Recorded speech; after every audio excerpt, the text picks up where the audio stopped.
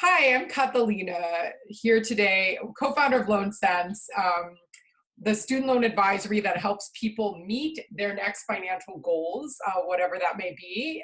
Most recently, a lot of people that are interested in buying homes, right? As younger, like millennials, my generation specifically, now can work remote, or like, how do I leave New York and think about going back to my hometown even and buying a house where it's affordable because my employer is going to let me work remote, right? So we're getting a lot of questions in about the home buying journey, and I welcome Joe today. I met Joe. He was quite incredible, so I wanted him to come and share some of his insight with our audience today. Welcome, Joe. Yeah, thank you, Catalina. I'm super happy to be here and super happy to be talking to all of you. Yeah. So tell us a little bit about how you got into lending. Like, what made you decide, hey, my way to make impact in the world is to become a lender? Yeah. So I've actually worked in real estate period since 2006. And I've kind of was blessed with the opportunity to work for a home builder who had like what's called a management training program. And I got to work on all the different aspects of a home building company. I was a construction supervisor, new home sales counselor, marketing manager, or I'm not marketing manager, marketing administrator, all of these different functions. And so like I really got to like emotionally connect with real estate. But sort of in the background of my love for this business was this impending dread, right, from something that I was kind of hiding from everybody, which is that I had student loan debt, Hmm. and not just a little bit of debt, but a lot of debt. Hmm. I'm the first one in my family among my siblings to go to college. At that time, neither of my parents had graduated, and so didn't really have all the greatest guidance in the world. But even still, student debt is something that everybody, whether your parents went to college or your siblings or whatever, we all have it. And so I'm going through the motions of life, and I've got this student loan debt, and it's getting larger and larger, and I'm trying to figure out how to pay for it.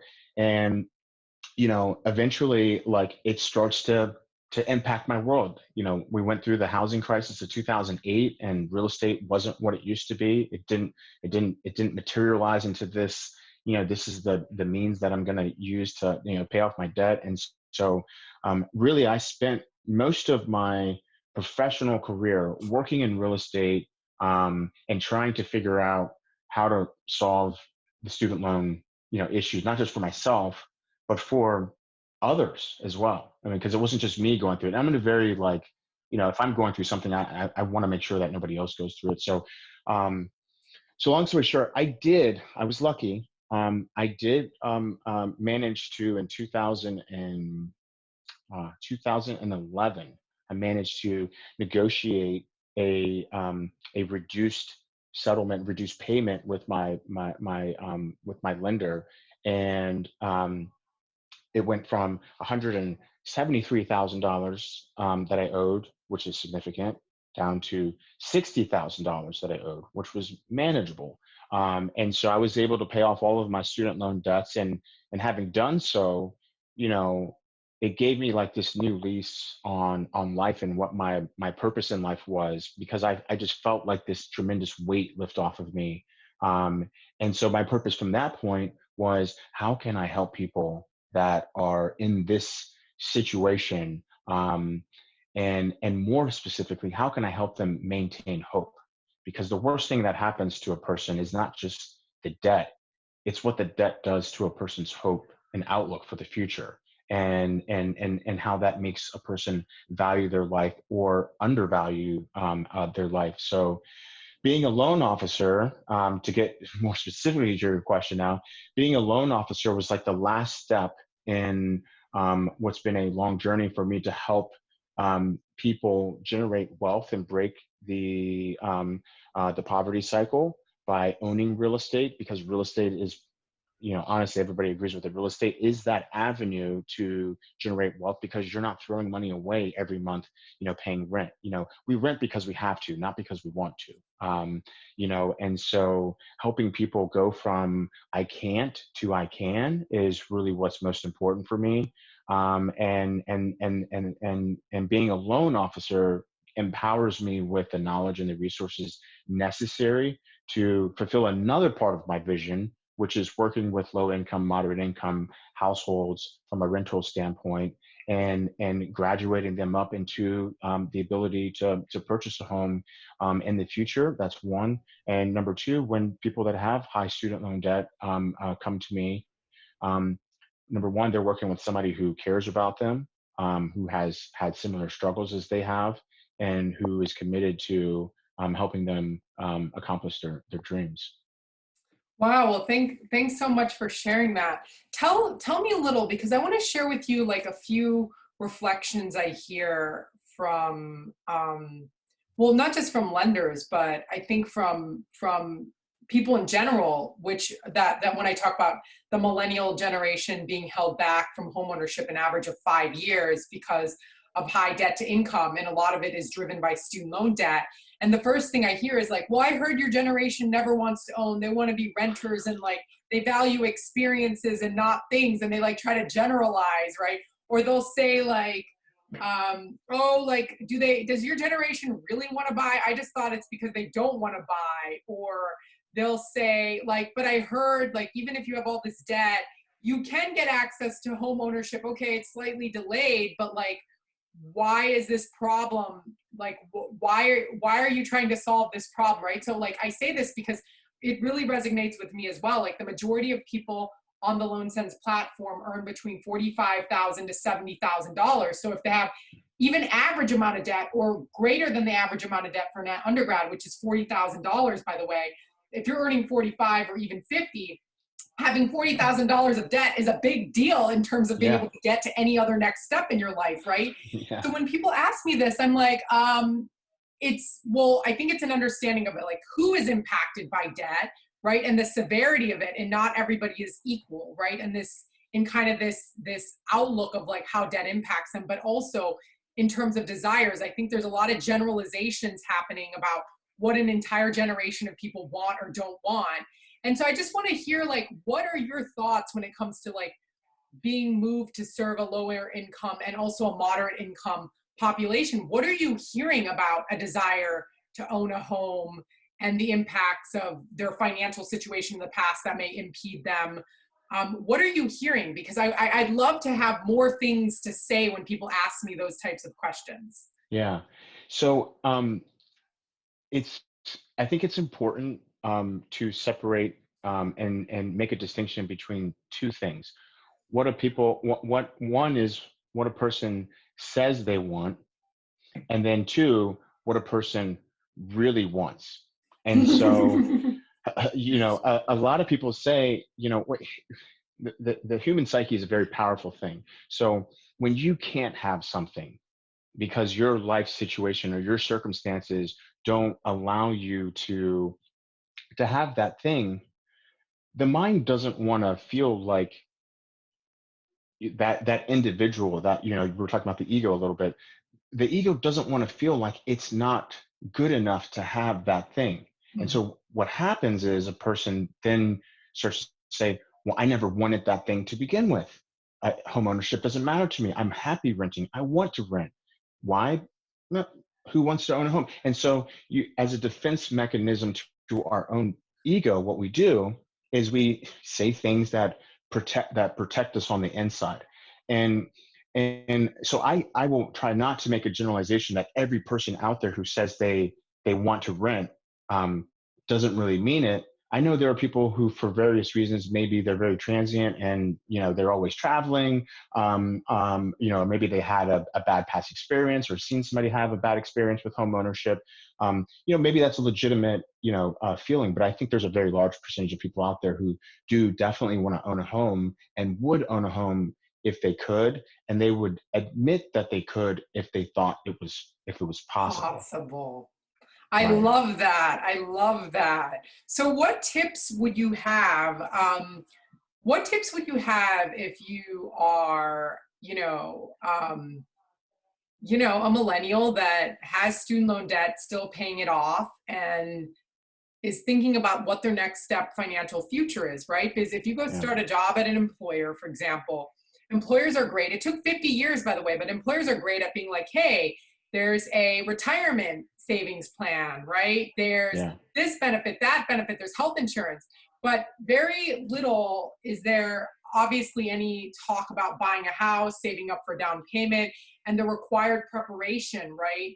To go from just graduating, maybe graduating with significant debt because you have a master's or whatnot, or maybe you don't graduate and you still have debt, right? Because that's the majority Yeah. of Americans, 4 out of 10 graduate, don't graduate, I'm sorry, and have student loan debt. So what tips do you have for for individuals who are like, I have student loan debt, but I still want to build a plan and understand how do I get ready? Because it's not a matter of, oh, you can't today, therefore it means you never, right, can. And I think a Yeah. lot of what you talked about is people who are like, oh, well, I was denied.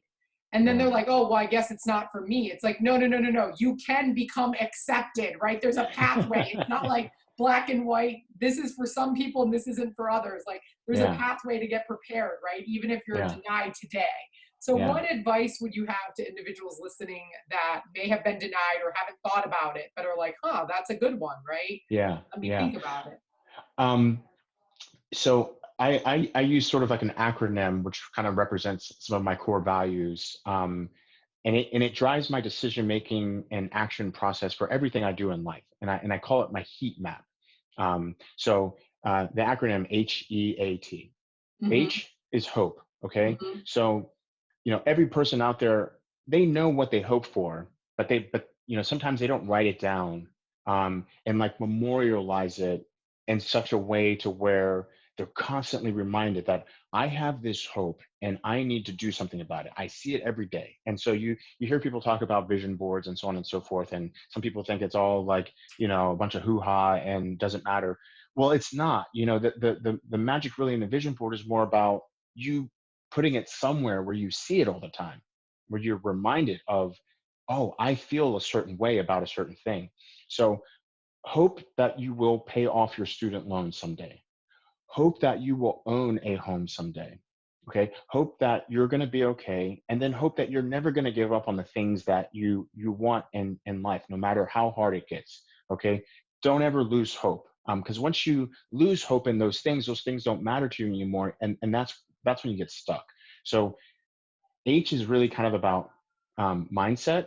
Um, when you're constantly hoping and you decide you're not going to let go of hope, what you're really doing is building up mental resolve and resiliency to go through the next steps. And so the E is educate yourself, education. And how we educate ourselves really is by talking to professionals who make it their everyday line of work. It's how they make money, by doing the things that the things that you need in order for you to get to the next step. Okay, so though you may not be able to buy a home today, though you may not think you can pay off your student loans today, the only way you're going to figure out what your plan is and your next step is to talk to somebody who knows how to get you to where you're trying to go, right? This is a heat map. It's a map towards somewhere, right? So talk to a loan officer if you're trying to buy a house, because the loan officer is going to tell you, okay, here's what you look like today, and here's what you need to look, financially speaking, here's what you need to look like to purchase a home, and here's how you get from your financial situation today to your financial situation tomorrow. And so especially in the case of student loan debt, which as you mentioned is like the most challenging debt on a person's financial profile, if you will, the largest, the most difficult to get to go away. You need to talk to a student loan professional, Right. aka someone like yourself, Catalina, Yeah. who can really kind of take your situation and help you understand. Number one, you're not the only person who's been there. um, you're not the only person who has felt hopeless and afraid and scared that like they're not going to make it. um, you're not the only person who's received help and who has felt the tremendous joy from putting a plan in place and executing that plan. And that's where the A comes in. A is for action. You have to take action on the plan. So you can get educated all you want about, this or that or the other, but if you don't actually do something with that knowledge that you've received, with the professional advice that you received, then you haven't you're yet again, you're still not going to go anywhere. Like if you're standing in mud and your boots are stuck, you got to figure out how to keep moving forward. Otherwise, you're just going to stay stuck. And that takes action. As difficult and as challenging as it may be, gross. You may get a little dirty at times and stuff like that, but you're going to get there. And the reason why you're going to get there is because you haven't lost hope and you trust. Trust is the T. You trust that the people that you've talked to have your best interest in mind. They're professionals for a reason. You trust that you have prepared yourself to get to the next step if you just keep working. I trust that if I keep moving one foot after the other, I'm going to get out of this pit, right? Mm-hmm. I'm going to get past my situation. Right. And that's really it. To summarize all of that, just remember heat map: hope, education, action, trust. And you'll get there.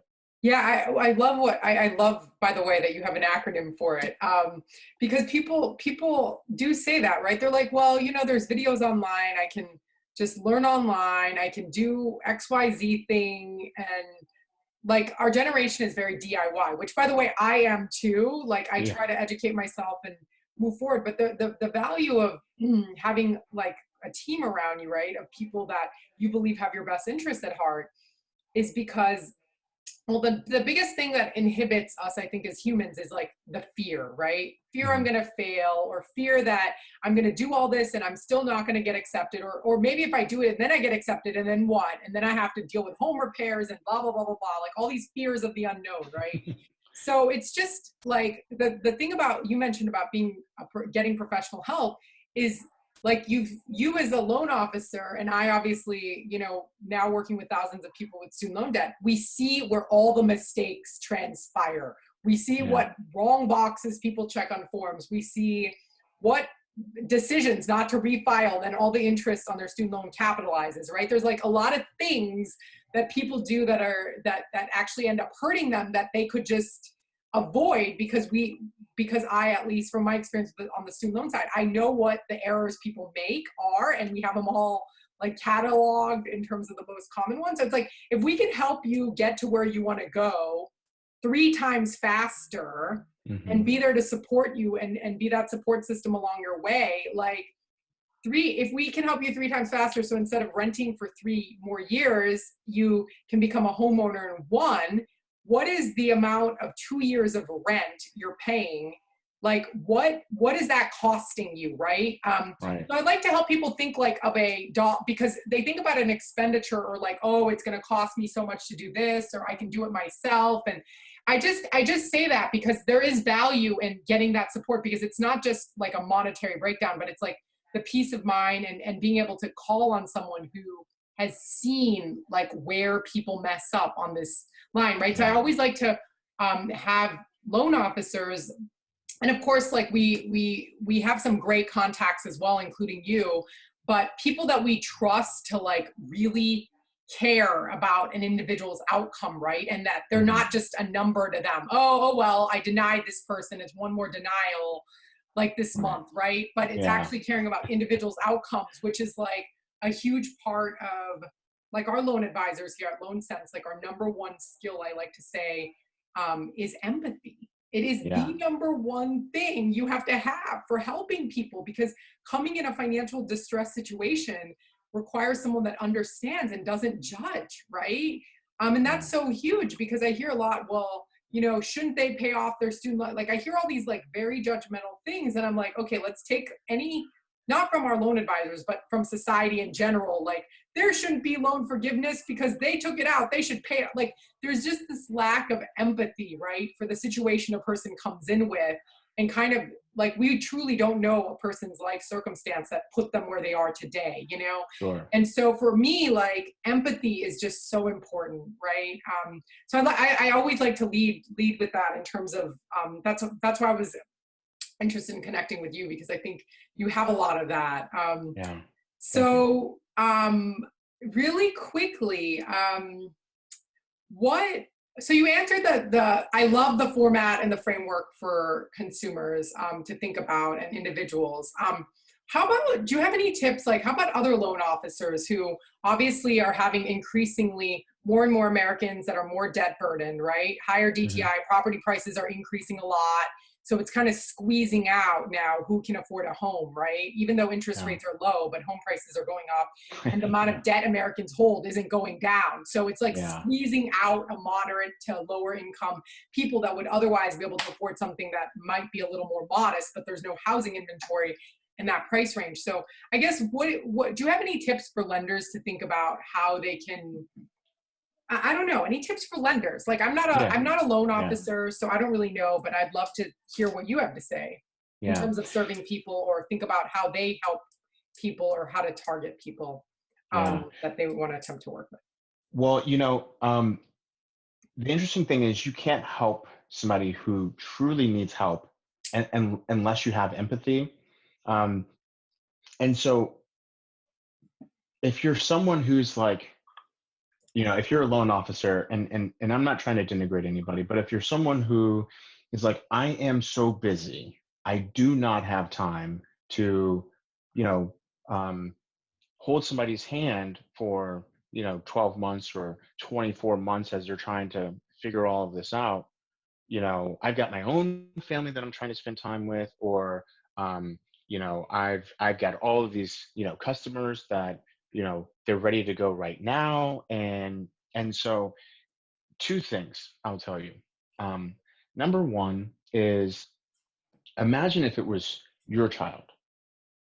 Instead, and look at that customer like they're your child, and imagine that you're not a loan officer and you're trying to figure out how to get that loan officer to understand that your child is trying and they've come to you for help. I think when we sort of learn to humanize the person on the other side of the telephone and don't think of them as somebody who's consuming our time, but as someone who, if we don't help them, that they might not fulfill their life's dreams, or they might, their children might grow up in a household that isn't financially strong, and they have to worry about where money's come to pay, going to come from to pay for this and that. When we can humanize the other person, I think it's a little bit easier for us to think like, no, it's not loan file number 7700543, that it, is being denied. It's Sally, it's Sally, my next door neighbor, that is being denied. And I can hear the heartbreak in her voice if she doesn't, if I can't figure out how to help her. And so when we think about how to help people, we just have to think about how to help them, you know, smarter. We don't have to work harder to help people. We have to work smarter.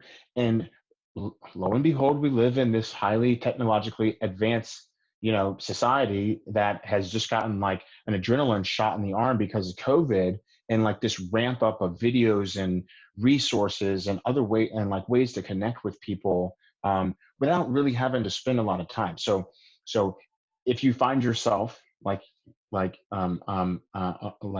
Catalina, you're answering all these questions about student loans for people, and it's like the same, question that you're answering over and over again. Well, how do you leverage that? Create a video. Create a Mhm. video and post it to like your social media account, or post it to your website. Post it somewhere where when you encounter a new situation or a new question that somebody has, you can point them somewhere and say, I love the question. I'm going to give you high level of how to solve this, but the deeper answer to your question, go to my website, or go to Catalina's website, or go to HUD.gov, or go to like your state, like your state like housing counseling agency. They have XYZ information that, like, as step one of your education on where this process needs to go. You have the hope, education, go here, do the class, consume these videos, and then let's huddle back and kind of talk about like what we've learned, and now that you understand what needs to happen, because we've helped educate you, now we can take action. And so it's less about like, it's just consuming so much of my time, and it's more about like, okay, this person has just got on the train tracks, and they're going to the same places everybody else that your customer and is going, but they just started back here. You can't only work with the people that are up here. They're one stop away from where they're trying to go. Because the unfortunate thing with that is it's transparent.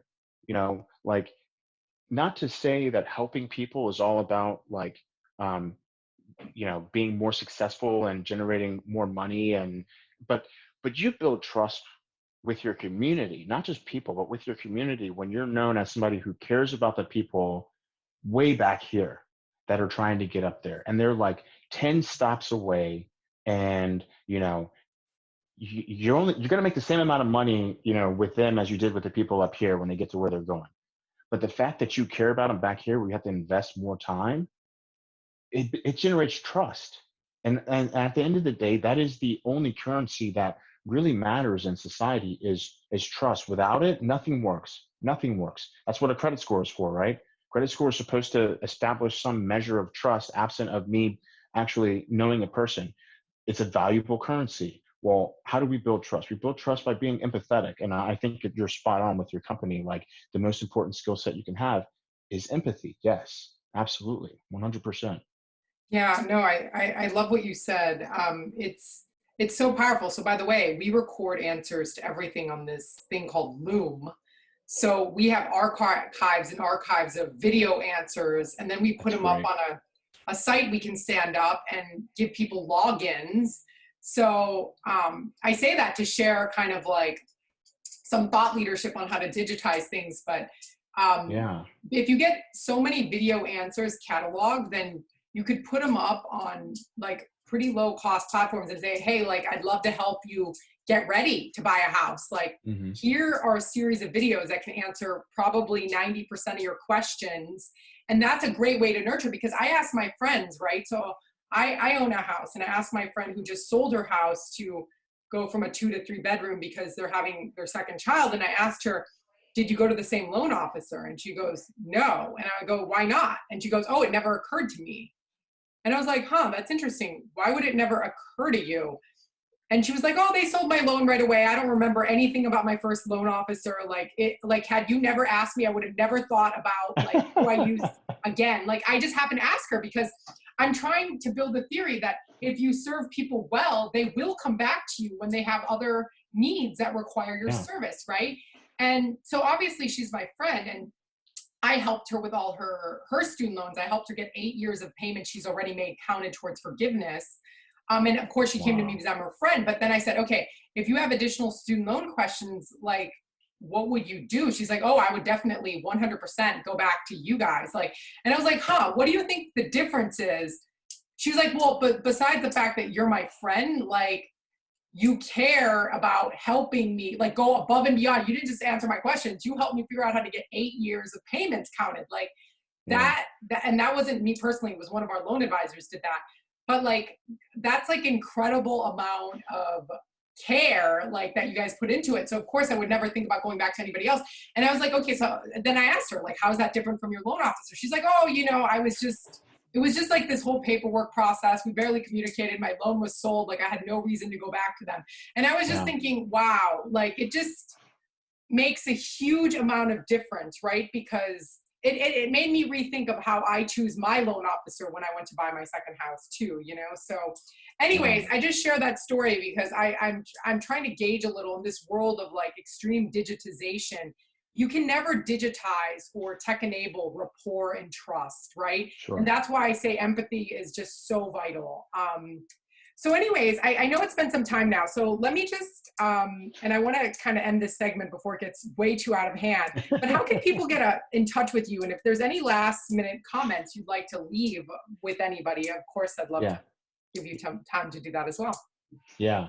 So this is going to sound really old school, but like I think it's important for everybody to understand like what works for them and do that. So truly the best way to get in touch with me is to email me, right? Because like I'm a person like my work inbox is actually way different than my personal inbox. My personal inbox is a disaster. My work inbox, I'm OCD. Like it has to stay clean, you know. And so, like, if you email me something, I'm going to respond back to you because I don't like seeing the bold letters of like an email unopened. So you can email me at my J Cottrell. So JCOTTRELL at keystonefunding.com. So KEYSTONE funding.com. We'll And list so it. We'll list it so people don't have to try to catch that. Yeah. please, yeah, thank you. Yeah, um, no but worries.